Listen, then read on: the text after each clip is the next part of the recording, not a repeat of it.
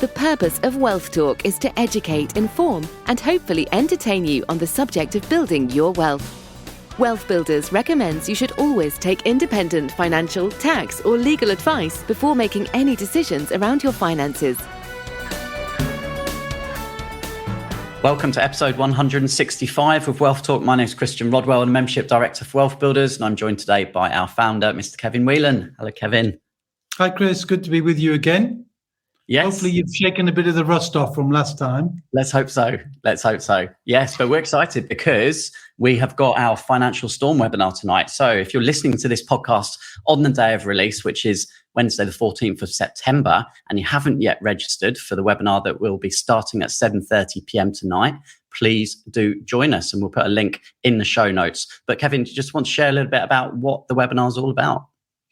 Yeah, definitely. I mean, I'm very excited about it because, if you look around the world, all you're seeing is doom and gloom and language of inflation and recessions, and it's happening all over the world, and there's nothing we can do about it. We all should shrink into our little shells and hide. But of course, if you get the right education, you get the right distinctions made from people who recognize that changes always bring opportunities to serve people, always bring opportunities to build creativity and get value from that creativity, and then be in a community of uplifting people rather than listening to the news and feeling like you're being downtrodden and downbeat. That's just the wrong thing. So we're so excited about sharing, and not just, little things, but actionable steps that we hope will make people thousands in the context of their wealth building life. So things they can genuinely do from examples of people who've done it, and build a community where, as we grow that special community of people who are finding new ways to create value in the current storm and sharing that, then it's something you can immediately see and copy and create that value for yourself. So it's not just what we're doing on the webinar, it's that community that we're going to be building of enlightened, committed, enthusiastic people determined to build their wealth. Indeed, as our guest today was determined to build her wealth, having spent many years in employment building the wealth of the employer. Absolutely. Yes, our guest today is Kirsty Darkins, who is an expert when it comes to all things commercial property. And as you say, a long background in the industry, and then realizing that she can turn all of that experience into a business, which is what she does now. Kirsty's a good friend of WealthBuilders and a great teacher. So let's not wait around. Let's head on to our conversation with Kirsty Darkins. Kirsty, welcome to Wealth Talk today. Thanks, Christian. Nice to be here. Yeah, very nice to have you with us. And Kirsty, many of our listeners will already be familiar with you. You're a chartered commercial property surveyor. You're also a commercial property investor, and you're using all of your knowledge now to help other people start building and growing their own commercial property portfolio. So we're going to be talking all about this today. But why don't you just give a little bit of your background? Where did it all begin for you? Well, it all began at a little place called Innis, England in Nottingham in 1999. So that was my first surveying job, although I wasn't going to be a surveyor at the time. I went to do marketing, fell in love with property and surveying, and then went back to university and trained as a surveyor. So that's where it all started for me. And then I spent my corporate career with the big guys like Boots and CBRE and Hammerson, doing loads of massively interesting things, making lots of people lots of money. And then sat there going, why aren't I doing this for myself? I don't understand this. I've got all this knowledge. So, just over 6 years ago, I thought, actually, do you know what? It's time to do this for myself and chart my own path. So I left corporate, set up my own consultancy, started building my own portfolios, and the rest is history, as they say, really. Yeah, and we know that everyone who works with you loves working with you. They can't speak highly enough of the support and obviously the knowledge that you're able to impart with them. And I guess let's just strip it back for people listening right now who perhaps not 100% clear as to what defines a commercial property. Can you just explain what the different types are? Yeah, so a commercial property essentially has a business tenancy. So that's the definition of a commercial property. The occupier is a business. And you've got different sectors within commercial. So the three key sectors are retail and leisure, offices, and industrial. And then there's lots of other very specialist sectors like healthcare and cold storage and data centers and all that kind of thing. But where we really focus as private investors is on the three key sectors that I just outlined there. Okay. And I guess, we should understand what are the benefits, what makes commercial property an attractive investment over residential?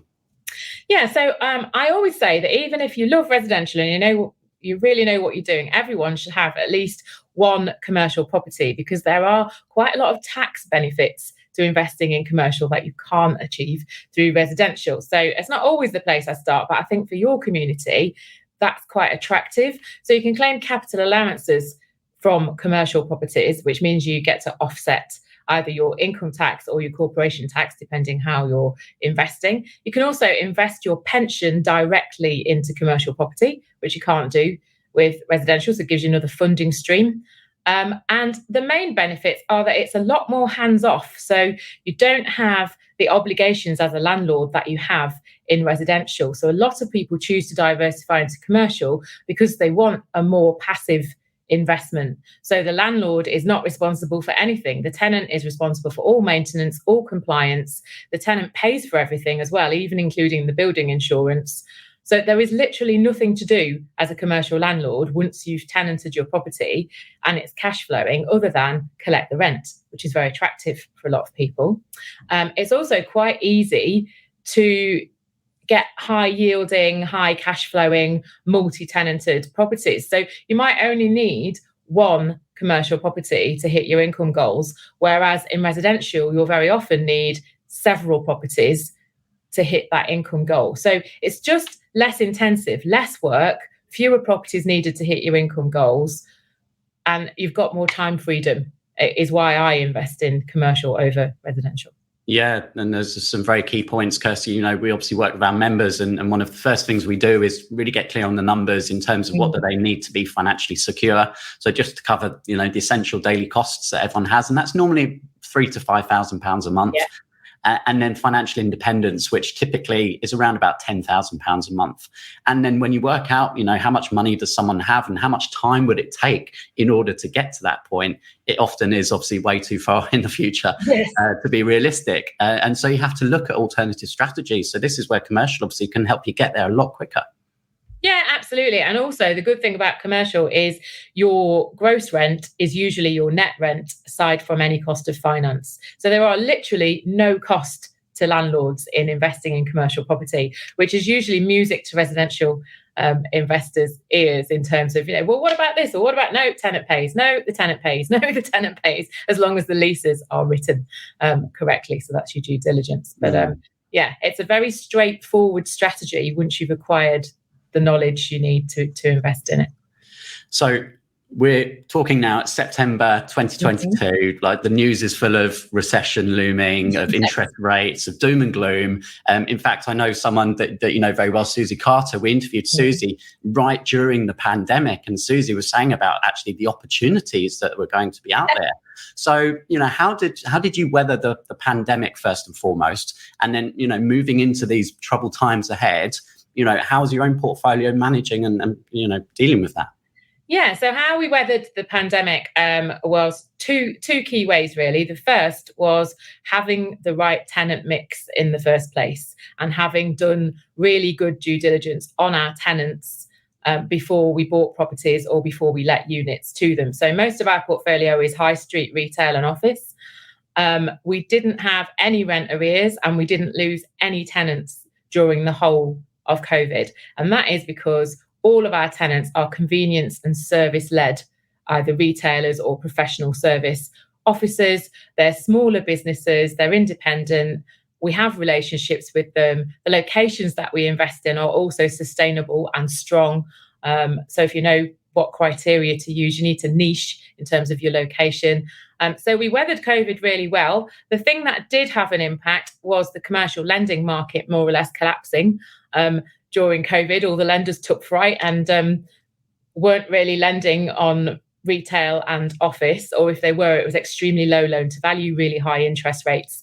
And so our strategy going before COVID was to buy, add value via asset management or development, and then hold and refinance.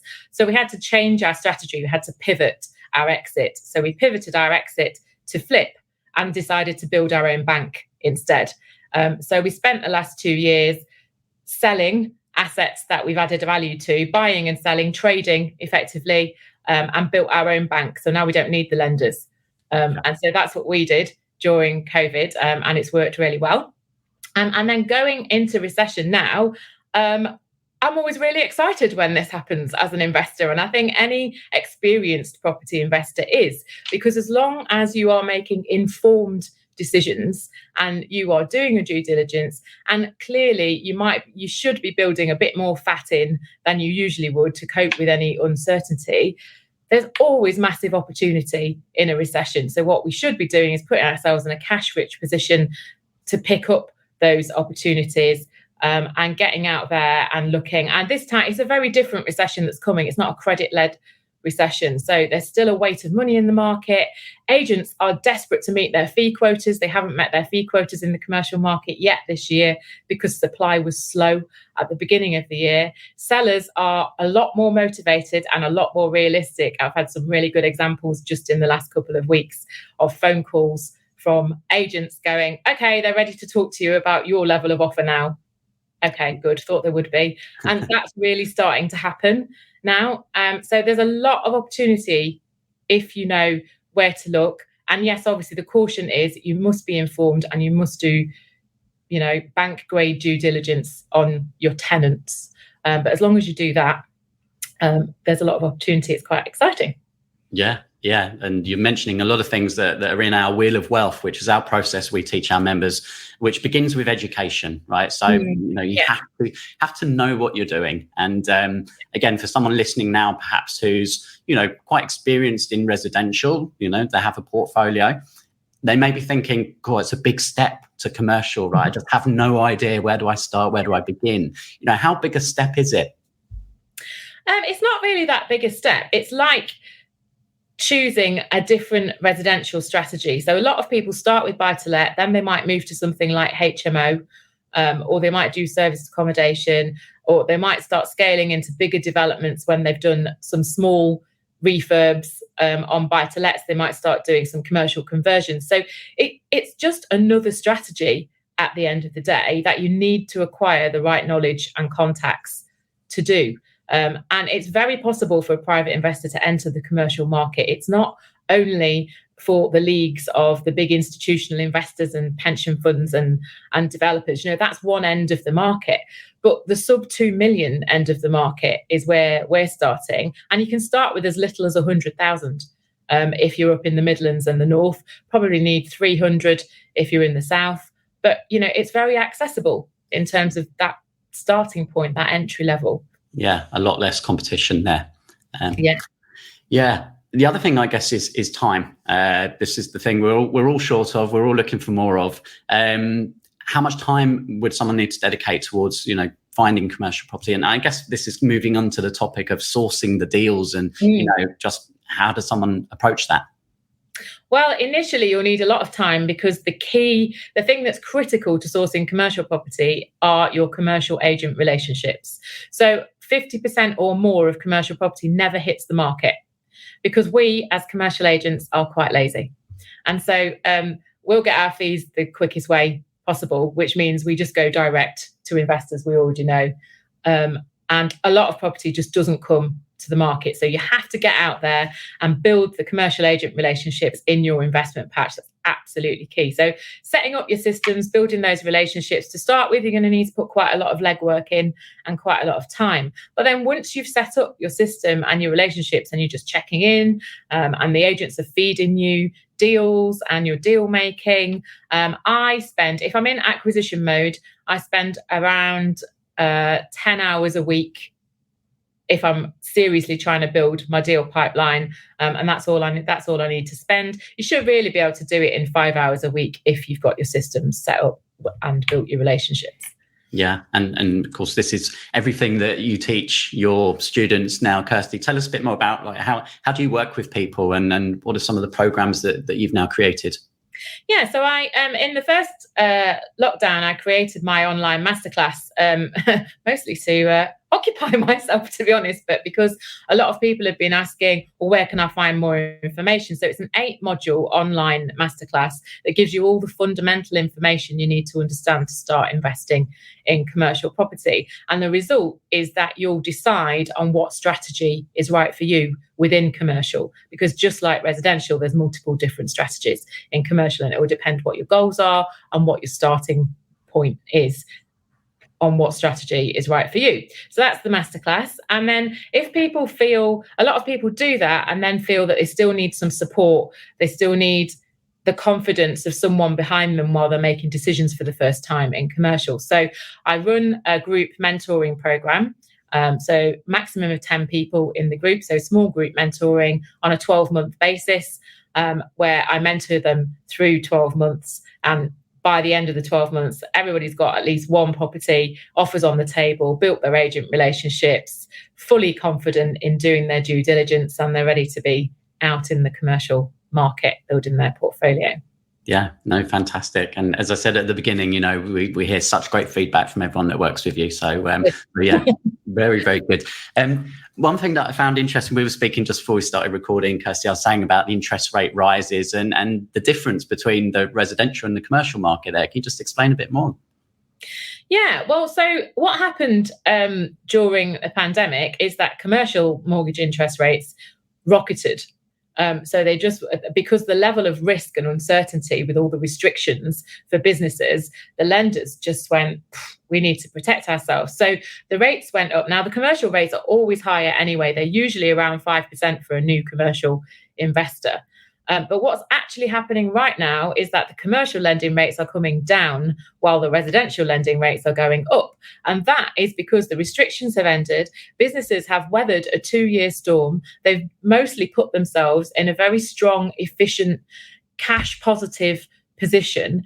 And so lenders are actually going, well, yeah, there's recession coming, but actually businesses are in rude health right now, generally. And generally, the government is supporting the sectors that need the support when they need it. So there is likely to be some support for leisure and hospitality over the next few months, is common thought within the industry. So yeah, commercial interest rates have actually come down from around 6.25, 6.5 down to the 5.15%. So they're about at parity with where residential rates are going at the moment, but commercial rates are usually around 5% anyway. So there's no real drama in the commercial lending market at the moment. What's actually happening is loan to values are increasing after being reduced during COVID.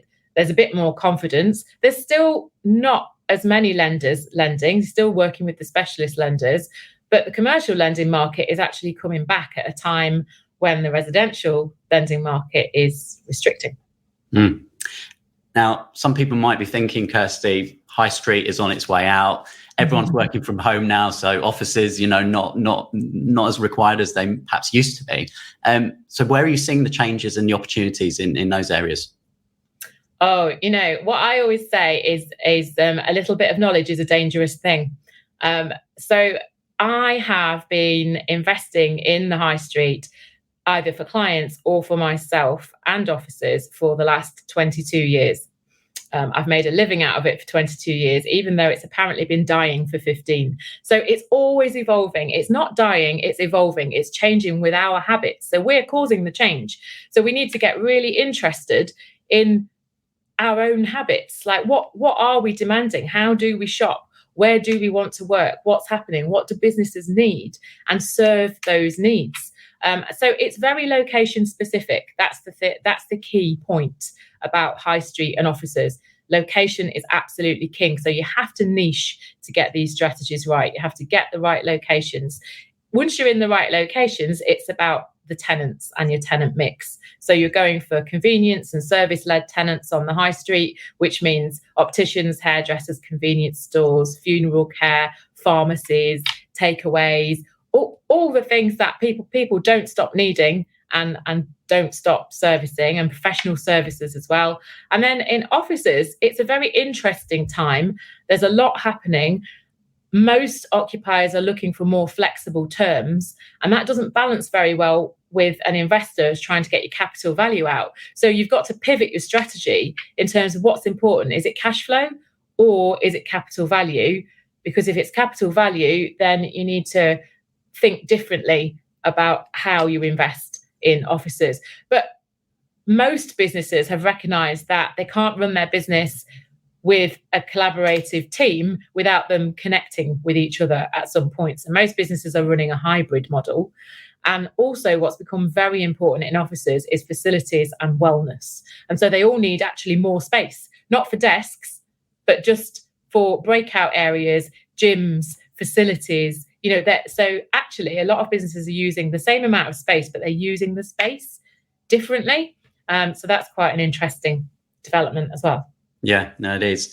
And in terms of adding value, again, looking at the differences between perhaps residential and commercial, residential, typically you're looking at refurbs to add the value, additional space, you could be splitting titles. How does that differ in commercial in terms of the amount of work that's involved? Yeah, so obviously you can do some development in commercial, but you don't have to do physical development works to add value, which is what a lot of investors get excited about. So we focus very much on asset management, which means working with tenants and leases. So our buying strategy is to buy properties where there are short leases, because all your value in commercial property is in the security of your income stream, which means the length of your lease and the strength of your tenant. So if you can buy properties which are tenanted with short leases and then renew those leases, you add a lot of value just by doing the paper exercises of renewing the leases. You could buy vacant property and let in vacant space. That's an easy way to double your value overnight, because the value is all in security of income. And when there is no income, it's only worth what you've decided it's worth paying for it.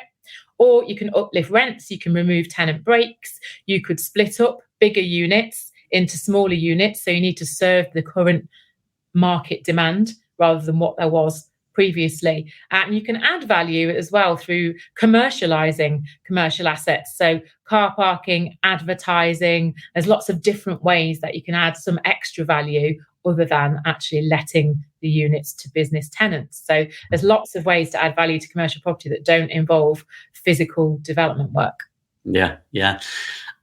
When it comes to wealth building, the higher cash flow and the security of that, predictable recurring income is obviously one of the main things we focus on. And I think you've given us some great examples today, Kirsty, of how that can be achieved through commercial. Is there any final words of advice or things you'd like to share with our listeners? I think, if you're interested in commercial, then just find somewhere that you can find out more, find some investors who are already doing it and start defining what strategies are possible and what's right for you and your goals. Yeah. And you also do some on-site days. And do you have any of those coming up at all, Kirsty? Yeah, we do. So myself and my business partner, John Ballard, who's a builder project manager, we tend to do mixed use commercial developments, and we run half-day on-site days for groups of 10 to 12 investors at a time. We've got one coming up on the 28th of September in Birmingham, if anybody's interested in joining. It's only £100 to attend, just to cover our costs. And we spend 4 hours with you. We give you a full in-depth case study of the project that we're currently doing. We talk about all the different commercial strategies and give you some case studies just to really get your juices flowing on what's possible. And then we give you an hour to an hour and a half to just pick our brains with the other investors to get all your questions, your burning questions about, well, how could I do commercial property, or how does this work, or what about that? And the idea is that you go away knowing what your next step in commercial property is, or not. It might not be for you. Yeah, that sounds like an amazing opportunity. So please do share the links, and we'll make sure those are in the show notes for anyone that wants to click on that and come along and say hello in face. So Kirsty, thank you so much for sharing all of your amazing experience and knowledge with us today. And we look forward to catching up again very soon. All right, good to talk to you, Christian. Thank you. Great insights there from Kirsty, and lots for us to discuss, Kevin. Before we do that, let's pull out one of our reviews from the last 7 days or so. on Trustpilot, and this one is from David, who says, turning my numerous pension pots into a SSAS was the best bit of retirement planning I've done, all thanks to WealthBuilders. Since 2018, my SSAS has outperformed the various pension funds where the funds resided every single year, and the funds are now mine, not simply belonging to the pension scheme that has the obligation to pay me a proportion of what they earn each year from investing the principal. And because they are my pension pot, they will remain available to my dependents when I and my wife have died. Had I left it with the pension corporations, they would retain the principal plus residual accrued enhancements. Thank you, WealthBuilders, and thank you, Kevin. Well, that's a nice one. I mean, the language was slightly complex, but you get the point. I mean, actually, the way he framed that I thought was rather interesting. An obligation of the company to pay me a proportion. I mean, like, it's like paying your taxes, isn't it? You know, you earn a proportion, and we'll be covering taxes in some detail over the course of how you can save taxes, how you can reduce your tax bill fundamentally, because, you know, in a state of economy like we've got, you know, we're going to have challenges with tax. Of course, we know it's an all-pervasive charge, but this proportionate benefit of somebody giving you a proportion of what you're entitled to is just not right when it comes to you having your own pension and wanting to do better with it. And of course, Kirsty talks about that, doesn't she, as well? She mentions that commercial property is one of those assets which is such a great bedfellow for pension investing, because you can use that money, you can own that commercial property, you can get the rental income, you can get the capital value, you can control and own that, and you don't have a fortune in fees to pay. In fact, the opposite is true, because as she very elegantly and eloquently explained, that for what we call an FRI lease, or a full repairing and insuring lease, it's the tenant who has the obligation to repair the property, to insure the property, and to meet all the bills and costs of operating the property. So it's really a great way to build your wealth, and as I say, a really, really good fit for those people who are taking control of their pensions as well, Chris. Yes, absolutely. And we teach our members, obviously, the process for any strategy, which is turning the wheel of wealth. And just for those listeners who perhaps haven't come across that yet, that concept, then definitely point towards one of our earlier episodes where we talk through the wheel of wealth. But it always begins with education. And of course, now Kirsty is sharing her knowledge in different ways in terms of education for her students. And then it's having the right support around you, and of course, the right connections, then leading to due diligence, and finally guided action. And due diligence came up a couple of times. Of course, such a key part of the process, Kevin. Sometimes it's skipped over, but obviously, critical wealth dynamics obviously comes in here as well. Yes, well, we had a call with one of our members today, didn't we? And we talked about the wealth dynamics in play there. And sometimes, you know, wealth dynamics and due diligence is a bit of a double-edged sword in some respects, Chris. I mean, it's absolutely critical and it's needed, because there is no such thing as a risk-free investment. I mean, life is not risk-free. So you've got to be prepared to look at the pros and cons and do due diligence. But of course, some people, as you say, skip it. Those people who their natural tendency is to make gut calls and make sort of big picture type decisions.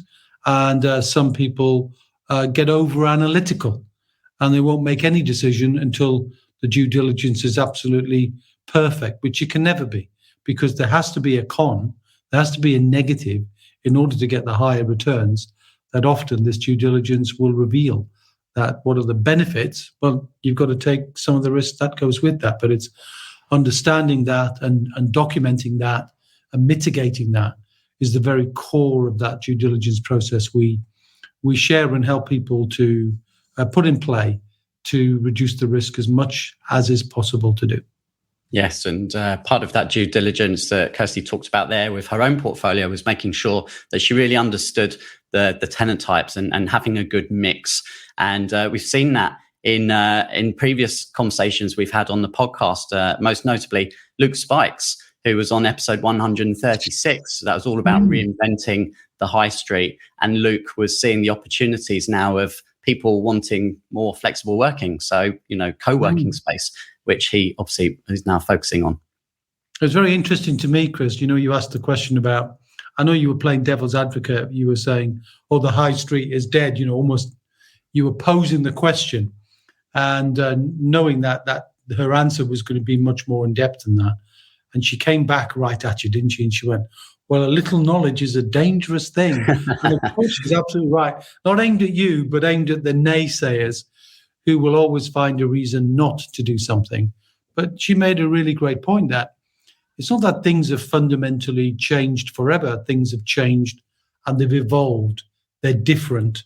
And you have to be pragmatic to look at those differences and find your niche. Like anything in wealth, you find your niche. And I think I liked hers, which was looking for opportunities in property where the lease is short, and recognizing that one of the easiest ways to add value is then to change the terms of the lease.